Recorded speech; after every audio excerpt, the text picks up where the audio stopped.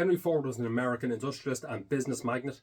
As the founder of the Ford Motor Company, he is credited as a pioneer in making automobiles affordable for middle-class Americans through the system that became known as Fordism.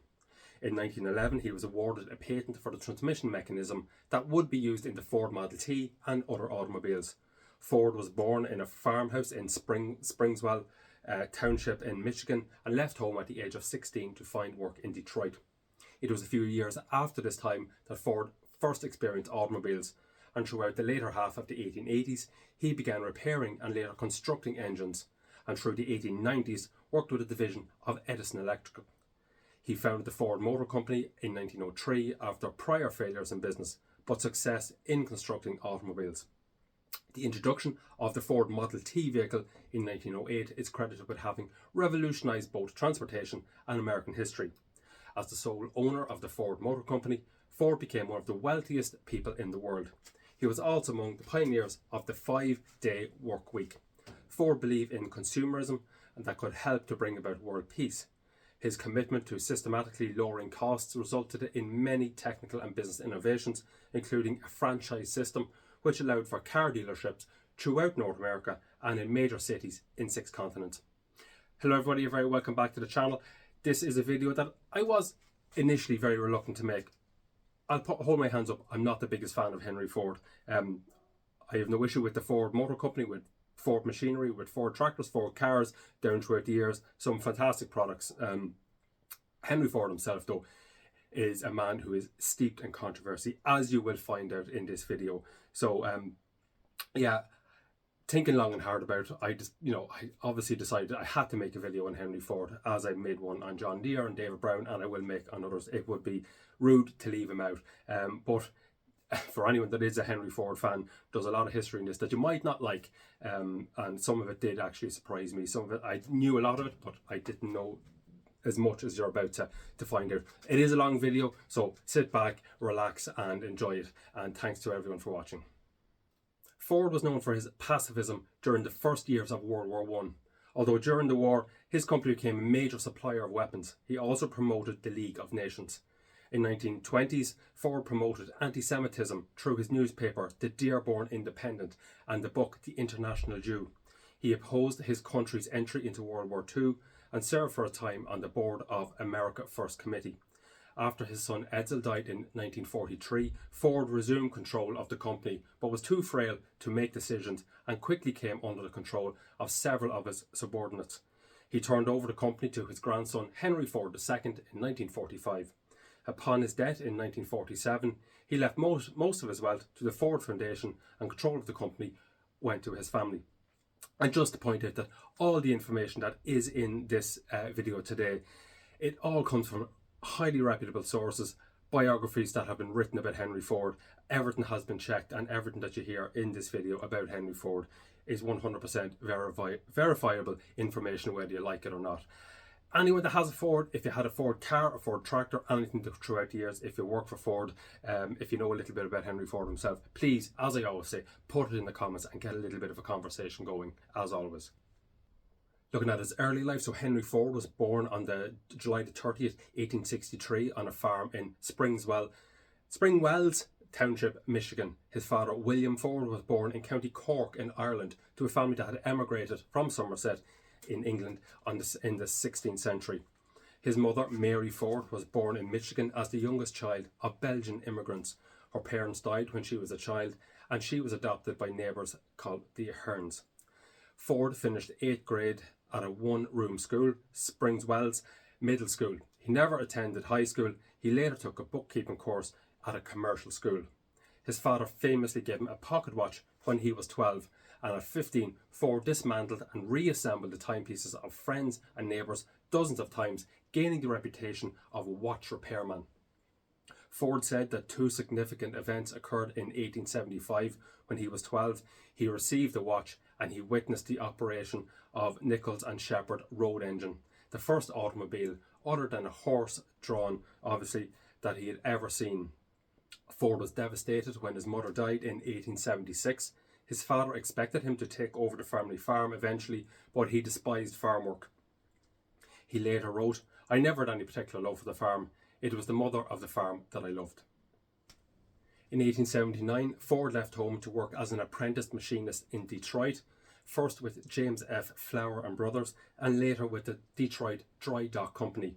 In 1882, he returned to Dearborn to work on the family farm, where he became adept at operating the Westinghouse portable steam engine. He was later hired by Westinghouse themselves to service their steam engines.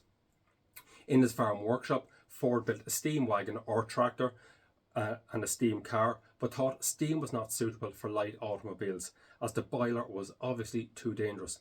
Ford also said that he did not see the use of experimenting with electricity due to the expense of trolley wires, and no storage battery was in sight of a weight that was practical.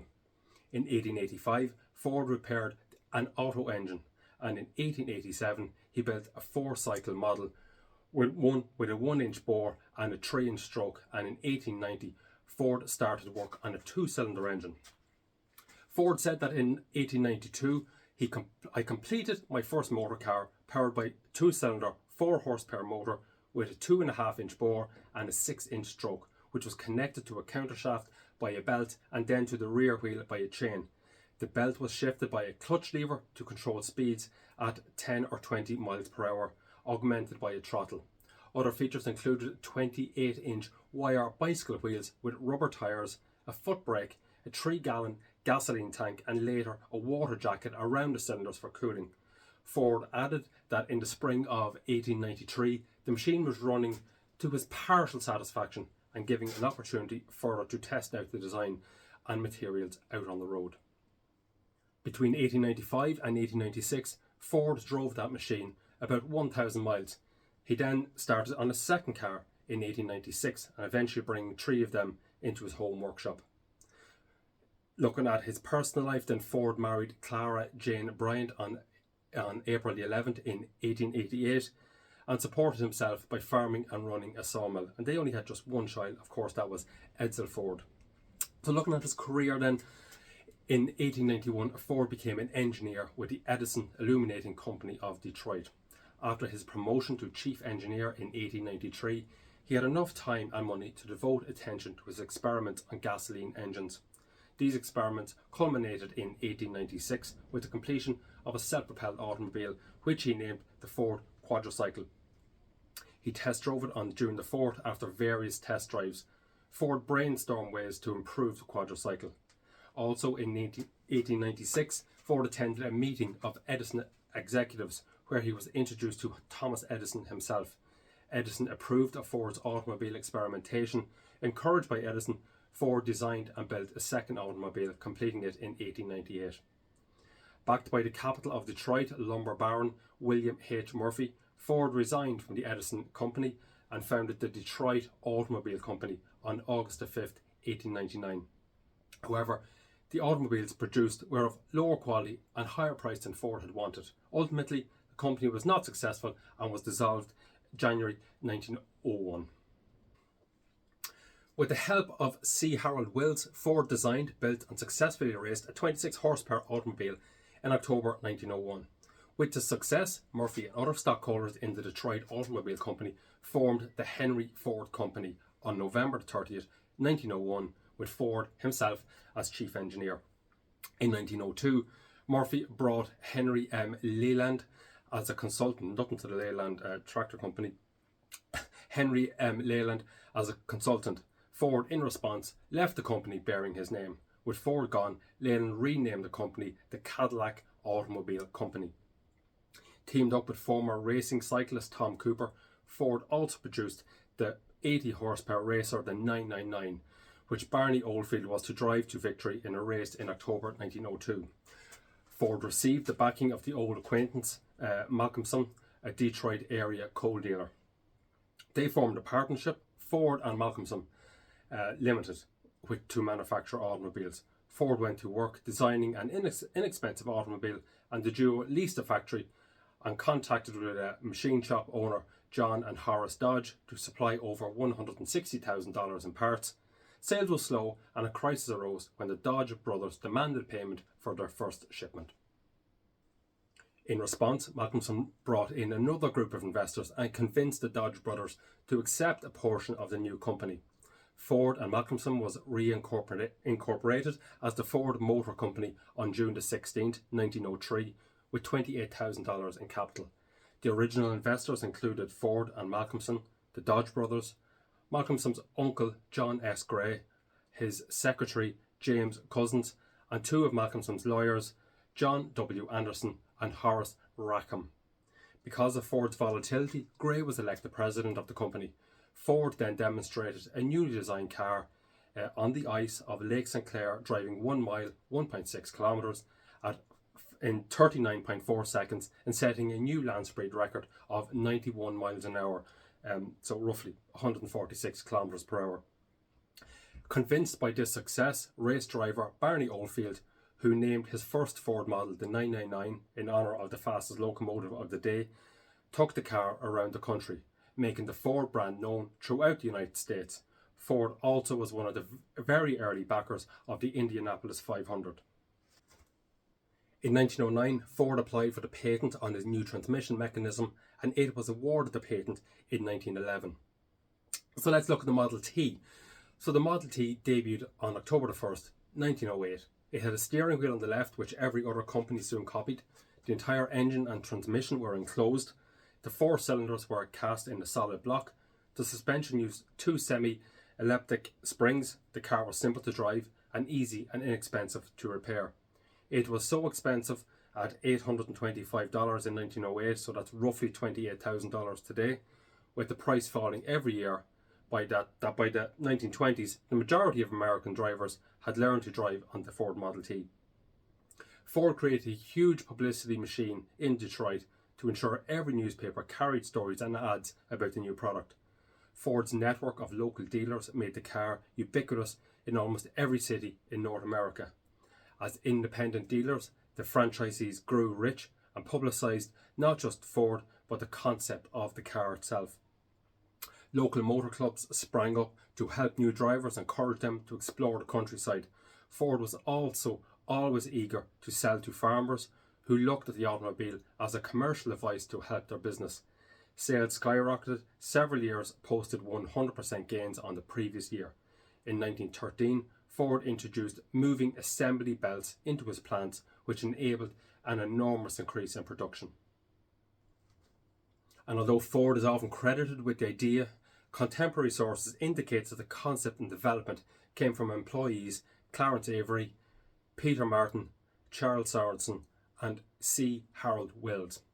Sales passed 250,000 in 1914, and by 1916, as the price dropped to $360 for the basic touring car, sales reached 472,000. By 1918, half of all cars in the United States were a Ford Model T. All new cars are black, as Ford wrote in his autobiography. Any customer can have a car painted any colour that he wants, as long as it's black.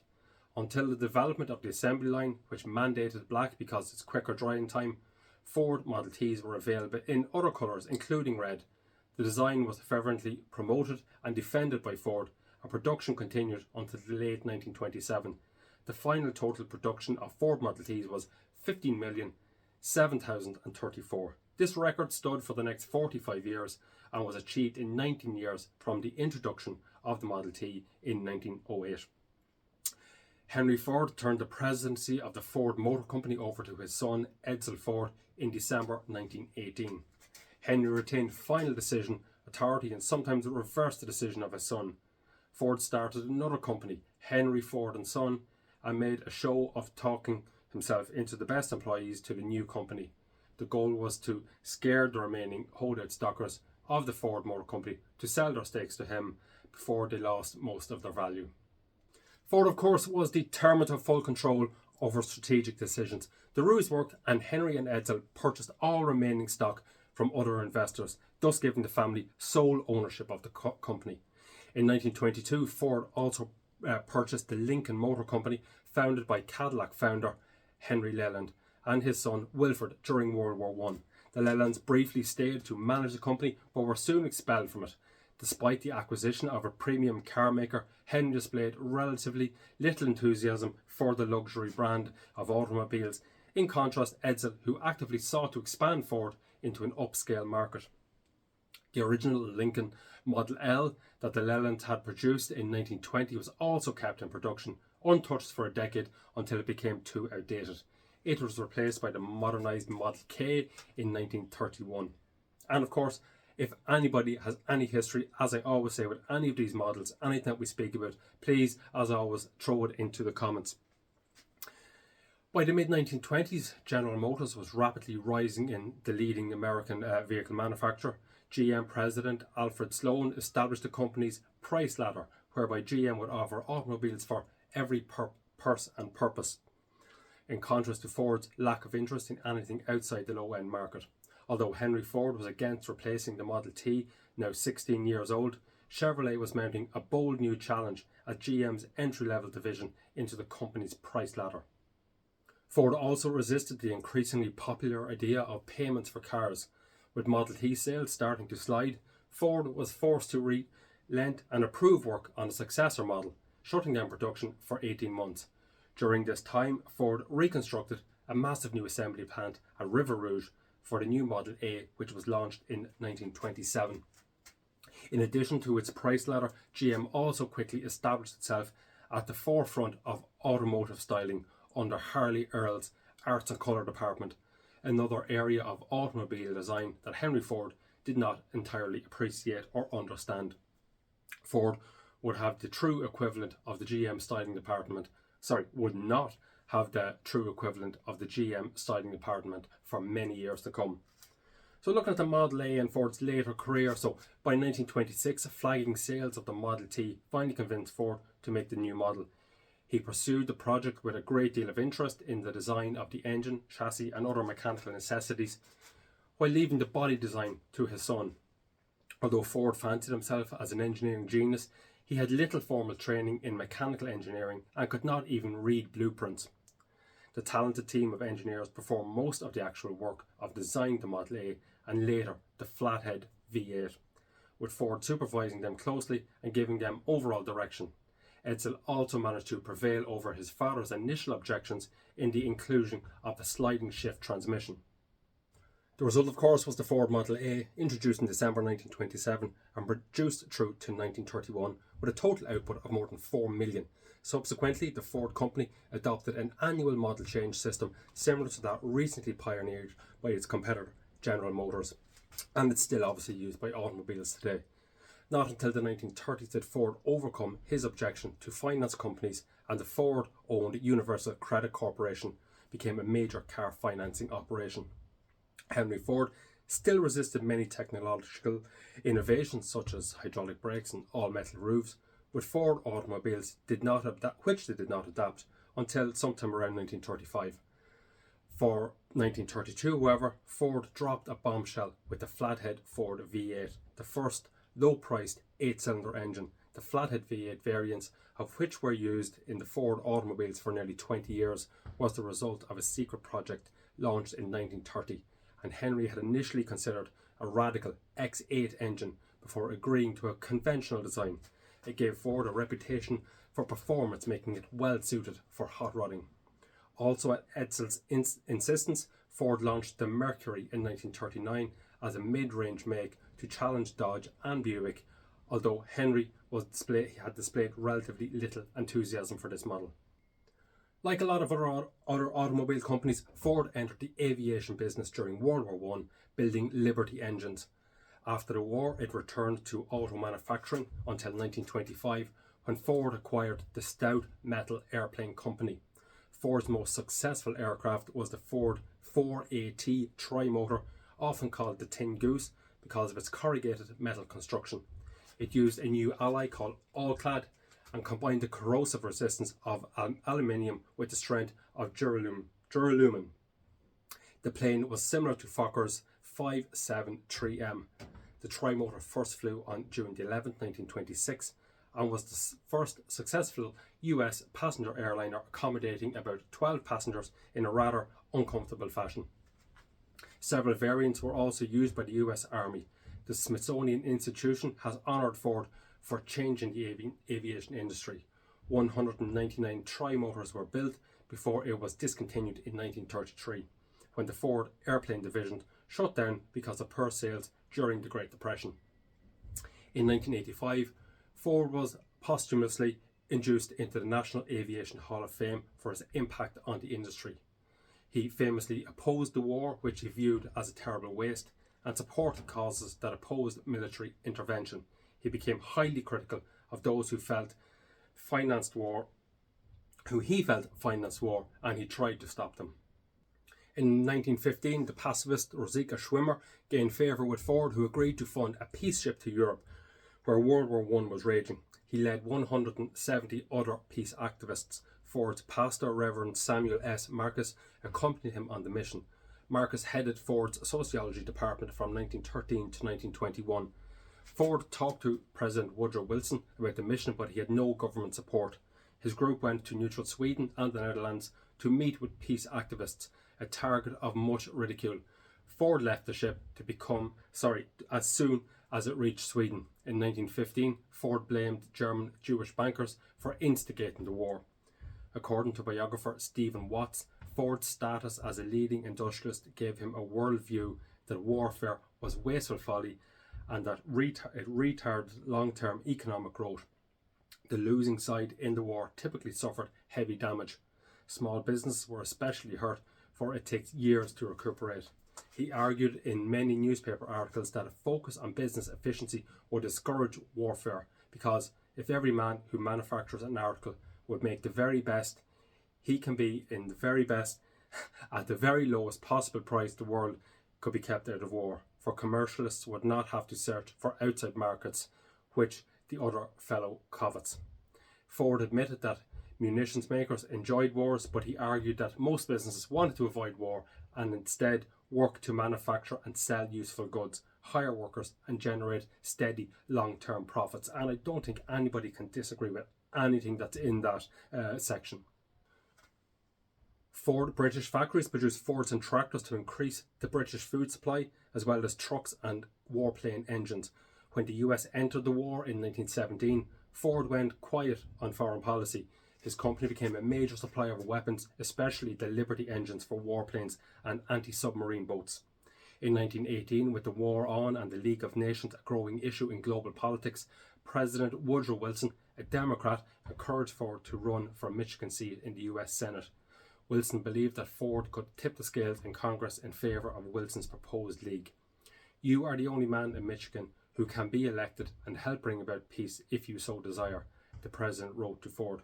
Ford wrote back, "If they want to elect me, let them do so, but I won't make a penny's investment." Ford did run, however, and came within 7,000 seats of winning out of more than 400,000 cast votes. He was defeated in a close election by Republican candidate Truman Newberry, a former United States Secretary of the Navy. Ford remained a staunch Wilsonian and supporter of the League. When Wilson made a major speaking tour in the summer of 1919 to promote the League, Ford helped fund the attended publicity. Ford opposed the United States' entry into World War II and continued to believe that international business could generate the prosperity that would head off wars. Ford insisted that war was the product of greedy financiers who saw profit in human destruction. In 1939, he went so far as to claim that the torpedoing of US merchant ships by German submarines was the result of conspiratorial activities undertaken by financier warmakers. The financiers to whom he was referring was Ford's code for the Jews. He had also accused Jews of fomenting the First World War.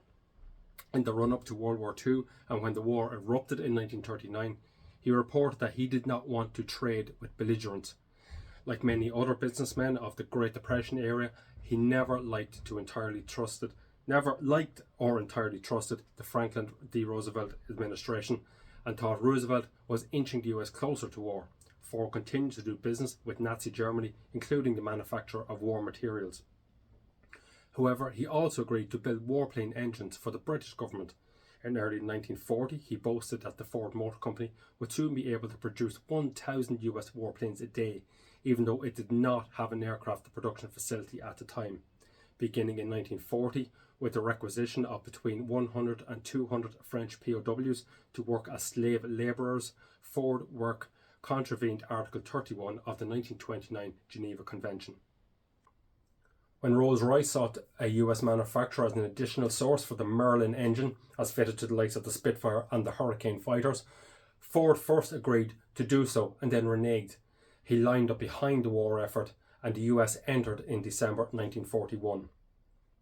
So before the US entered the war, responding to President Roosevelt's call in December 1940 for the Great Arsenal of Democracy, Ford directed the Ford Motor Company to construct a vast new purpose-built aircraft factory at Willow Run near Detroit in Michigan. Ford broke ground on Willow Run in the spring of 1941.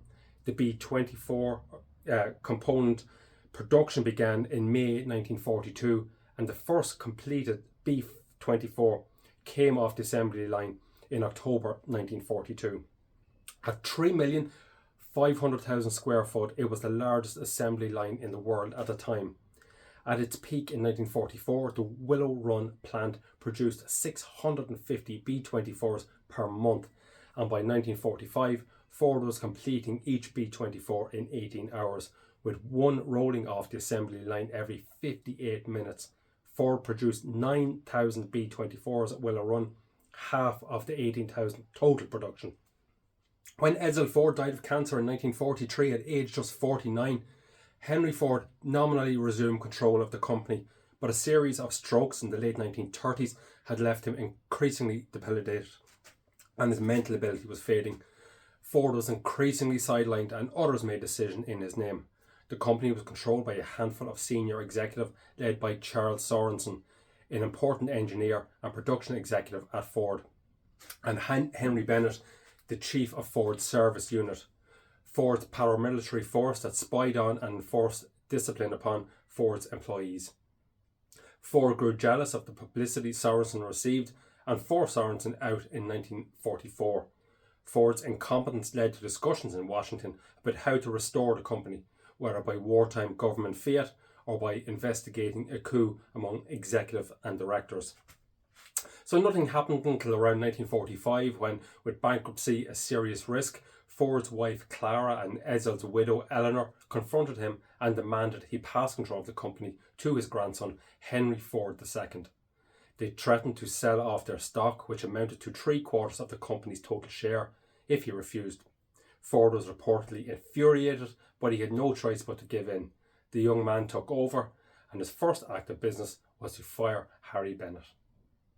And now to get into some of the juicy stuff, and if you don't like what you're about to hear, please skip towards to the end. So, anti-Semitism and the Dearborn Independent. So Ford was a conspiracy theorist who had run a long tradition of false allegations against the Jews. Ford claimed that Jewish internationalism posed a threat to traditional American values, which he deeply believed were at risk in a modern world. Part of his racist and anti-Semitic legacy includes the funding of square dancing in American schools because he hated jazz and associated its creation with the Jewish people. In 1920, Ford wrote, "If fans wish to know the trouble with American baseball, they have it in 3 words: too much Jew." In 1918, Ford purchased his hometown newspaper, the Dearborn Independent. A year and a half later, Ford began publishing a series of articles in the paper under his own name, claiming a vast Jewish conspiracy was affecting America. The series ran in 91 issues. Every Ford dealership nationwide was required to carry the paper and distribute it to its customers. Ford later bound the articles into 4 volumes entitled The International Jew, the World's Foremost Problem, which was translated into multiple languages and distributed widely among the US and in Europe. The International Jew blamed nearly all of the troubles it saw in American society on the Jews.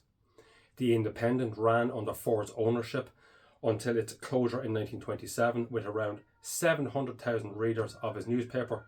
Ford emerged as a spokesman for right-wing extremism and religious prejudice. In Germany, Ford's The International Jew, the World's Foremost Problem, was published by Theodor Fritz, founder of several anti-Semitic parties and a member of the Reichstag, influencing German anti-Semitic discourse. In a letter written in 1924, Heinrich Himmler described Ford as one of the most valuable, important and witty fighters. Ford is the only American mentioned favourably in Hitler's autobiography Mein Kampf, which appeared 5 years after Ford's anti-Semitic pamphlets were published in book form.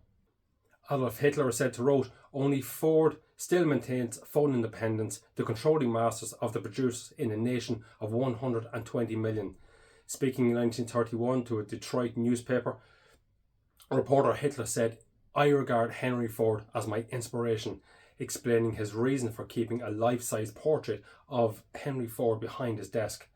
Stephen Watts wrote that Hitler revered Ford, proclaiming that "I shall do my best to put his theories into practice in Germany," and modelling the Volkswagen Beetle, the people's car, on the Ford Model T, which was designed by members of the Austrian-German Porsche family of sports car maker. Max Wallace has stated, "History records that Adolf Hitler was an ardent anti-Semite before he ever read Ford's The International Jew." Ford also paid to print and distribute 500,000 copies of the anti-Semitic fabricated text, The Protocols of the Elders of Zion, and is reported to have paid for the English translation of Hitler's Mein Kampf. Historians say that Hitler distributed Ford's books and articles throughout Germany, stoking the hatred to help fuel the Holocaust. On February 1st, 1924, Ford received Kurt Ludek, a representative of Hitler, at home. Ludek was introduced to Ford by Siegfried Wagner, son of composer Richard Wagner, and his son Winifred, both Nazi sympathisers and anti-Semites. Ludek asked Ford for a contribution to the Nazi cause, but was apparently refused. Ford did, however, give considerable sums of money to Boris Brazel, a member of the Aufbauvereinigung, an organisation linked to German Nazis and white Russian emigrants, which financed the recently established Nazi Party. Ford's articles were denounced by the Anti-Defamation League, the ADL. While these articles explicitly condemned pogroms and violence against Jews, they blamed the Jews themselves for provoking them. According to some trial testimony, none of the work was written by Ford, but he allowed his name to be used as an author. Friends and business associates said that they warned Ford about the contents of The Independent and that he probably never read the articles. He claimed he only read the headlines.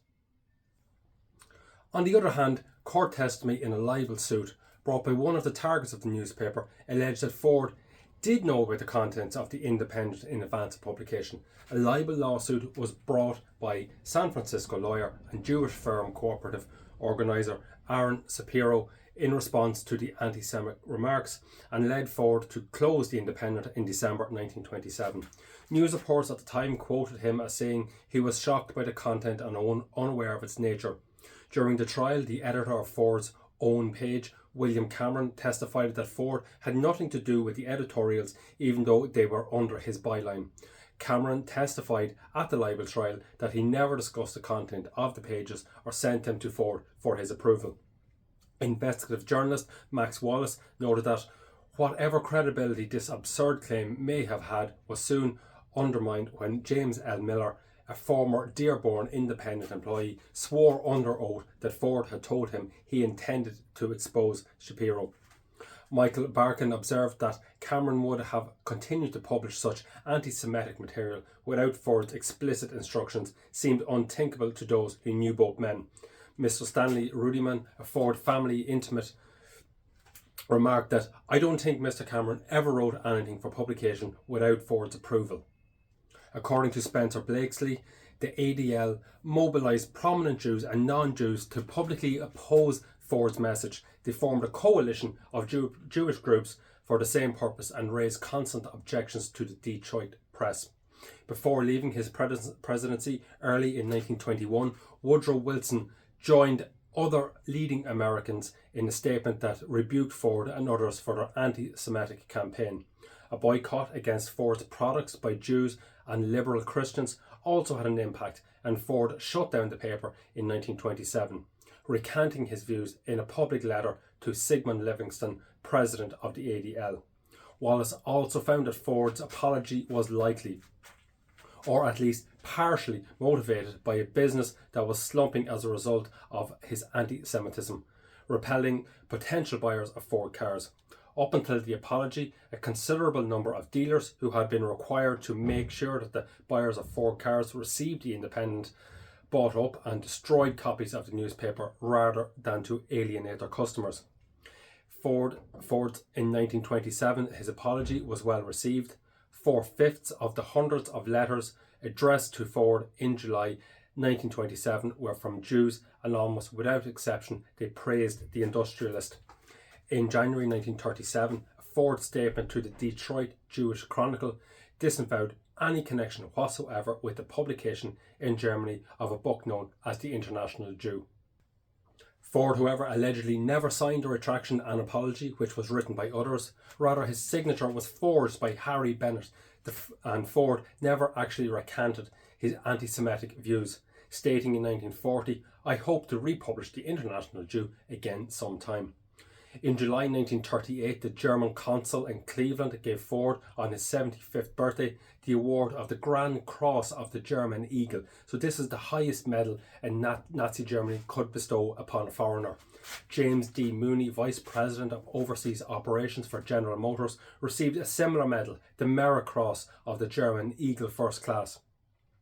On January 7, 1942, Ford wrote another letter to Sigmund Livingston disclaiming direct or indirect support of any agitation which would promote antagonism towards my Jewish fellow citizens. He concluded the letter with, "My sincere hope that now in this country and throughout the world, when the war is finished, hatred of the Jews and hatred against any other racial or religious group shall cease for all time." The distribution of the International Jew was halted in 1942 through legal action by Ford, despite complications for a lack of copyright.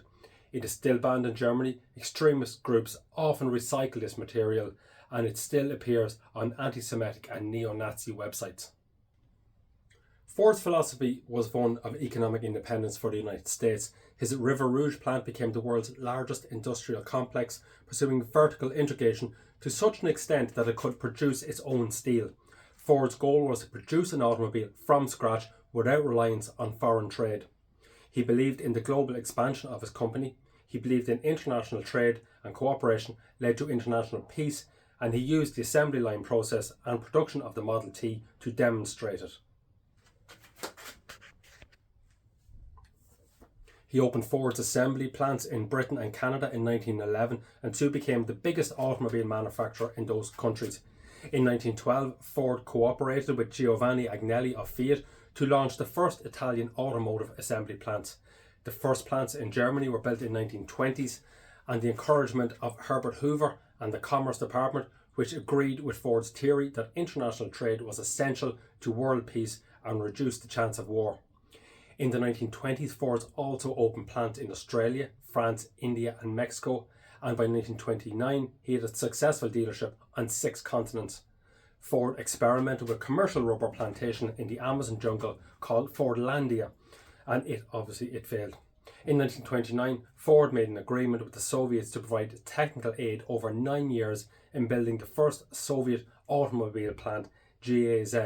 An additional contract for construction of the plant was signed with the Austin Company in August 29, 1929. The contract involved the purchase of $30 million worth of knockdown Ford cars and trucks for assembly during the first 4 years of the plant operation, after which the plant would gradually switch to Soviet-made components. Ford sent his engineers and technicians to the Soviet Union to help install the equipment and train the workforce, while over 100 Soviet engineers and technicians were stationed at Ford's plants in Detroit and Dearborn for the purpose of learning the methods and practice of manufacturing and assembly of the company's plants. Said Ford, no matter where industry prospers, whether in India or China or Russia, the more profit there will be for everyone, including us. All of the world is bound to catch some good from it. By 1932, Ford was manufacturing 1/3 of the world's automobiles. It set up numerous subsidiaries that sold or assembled the Ford cars and trucks.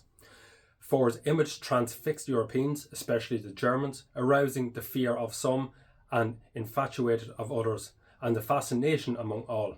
Germany, who discussed Fordism, often believed that it represented something quintessentially American. They saw the size, tempo, standardization and philosophy of production demonstrated the Ford Works as a national service, an American thing that represented the culture of the United States. Both supporters and critics insisted that Fordism epitomized American capitalist development and that the auto industry was the key to understanding economic and social relations in the United States. As one German explained, automobiles have so completely changed the American mode of life that today one can hardly imagine being without a car. It is difficult to remember what life was like before Mr. Ford began preaching his doctrine of salvation. For many Germans, Ford embodied the essence of successful Americanism. In My Life and Work, Ford predicted that if greed, racism and short-sightedness could be overcome, then economic and technological development throughout the world would prosper and progress to the point that international trade would no longer be based on what today would be called colonial or neo-colonial models that would truly benefit all peoples. So looking into his later career and death, so when Adolf Ford, president of the Ford Motor Company, died of cancer in May 1943, the elderly and ailing Henry Ford decided to resume the presidency.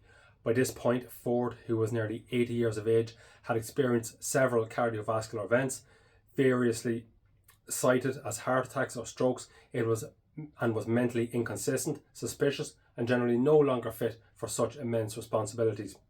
Most of the directors did not want to see him as president, but for the previous 20 years, though he had long been without any official executive title, he had always had a de facto control over the company. The board and the management had never seriously defiled him, and this time was no different. The directors elected him and he served until the end of the war. During this period, the company began to decline, losing more than $10 million a month, so roughly $180 million in today's money. The administration of President Franklin D. Roosevelt had been considering a government takeover of the company in order to ensure continued war production, but the idea had never progressed. A compendium of short biographies of famous Freemasons published in the Freemason Lodge lists Ford as a member. The Grand Lodge of New York confirms that Ford was a Freemason and was raised in Palestine Lodge number 357, Detroit in 1894. When he received his 33rd degree of the Scottish Rite in 1940, he said, "Masonry is the best balanced wheel in the United States." In 1923, Ford's pastor and the head of his sociology department, Minister Samuel Marcus, claimed that Ford once believed in reincarnation. Ford republished his anti-smoking book, circulated to the youth in 1914, called The Case Against the Little White Slaver, which documented many dangers of cigarette smoking, attested to by many researchers and luminaries. At the time, smoking was ubiquitous and not only widely associated with health problems, making Ford's opposition to cigarettes unusual.